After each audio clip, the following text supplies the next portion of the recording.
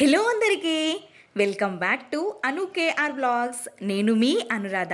ఈరోజు మన ఛానల్లో 2 రెసిపీలని చూపించబోతున్నాను.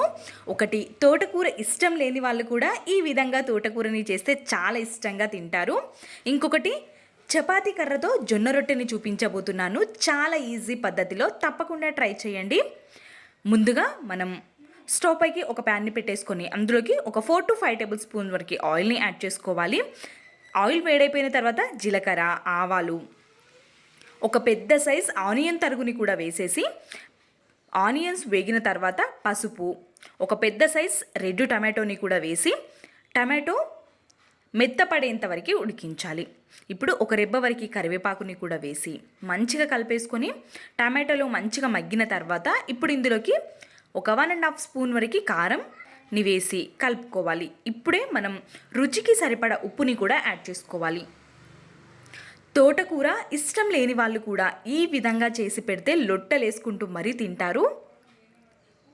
ఉప్పుని కూడా టేస్ట్కి సరిపడా వేసేసి నేను ఒక చిన్న కట్ట తోటకూరని తీసుకున్నాను.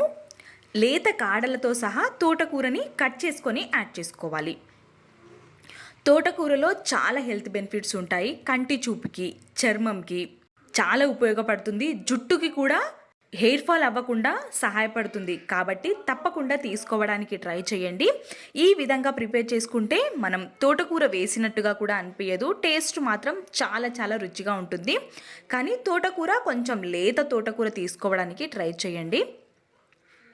ముదిరిన తోటకూర అయితే అంత టేస్టీగా ఉండదు. కాబట్టి లేత తోటకూరతో ఈ విధంగా కర్రీని ప్రిపేర్ చేయండి. ఈ కర్రీతో బెస్ట్ కాంబినేషన్ జొన్న రొట్టె. జొన్న రొట్టె చేయడం రాని వాళ్ళకి కూడా ఈజీ పద్ధతిలో చూపించాను. నేను చూపించిన విధంగా మీరు జొన్న రొట్టెని కనుక ప్రిపేర్ చేస్తే ఖచ్చితంగా జొన్న రొట్టె చేసి తీరుతారు. అంతే, చాలా చాలా సాఫ్ట్గా వస్తాయి, మెత్తగా కూడా ఉంటాయి. చూసారా ఎంత మంచిగా పొంగుతూ వస్తున్నాయో. అది కూడా చపాతీ కర్రతో చేయొచ్చు. ముందుగా ప్రాసెస్లోకి వెళ్ళిపోదాం. ఒక గిన్నెని పెట్టేసుకొని అందులోకి మనం ఎంతైతే పిండిని తీసుకోవాలి అనుకుంటున్నామో అంత పిండిని జల్లించుకొని తీసుకోవాలి. జల్లించుకొని తీసుకోవడం వల్ల అందులో ఏమైనా పొట్టు పొట్టుగా ఉంటే పోతుంది. ఇది మిల్లులో పట్టించిన పిండి. మీరు ప్యాకెట్ పిండితో కూడా చేసుకోవచ్చు. స్టవ్ పైకి ఒక గిన్నెని పెట్టేసుకొని 1.5 కప్పు వరకు వాటర్ని యాడ్ చేసుకోవాలి. వాటర్ మరుగుతున్నప్పుడు ఇందులోకి 1.5 కప్పు వాటర్కి 1.5 కప్పు పిండిని కూడా యాడ్ చేయాలి. మనం ఈ విధంగా ఈక్వల్ రేషియోలో తీసుకుంటే మనకి రొట్టెలు అనేవి చపాతీలాగా చాలా సాఫ్ట్గా వస్తాయి. ఇక్కడ ఒక చేత్తో మనం పిండిని వేస్తూ ఇంకొక చేత్తో పిండి మొత్తాన్ని కలుపుకోవాలి. ఎక్కడ ఉండలుగా లేకుండా కంటిన్యూస్గా పిండిని కలుపుకొని వేడి మీదనే పిండిని మనం అదే విధంగా దగ్గర పడేంత వరకు స్టవ్ ఆన్లోనే ఉండాలి.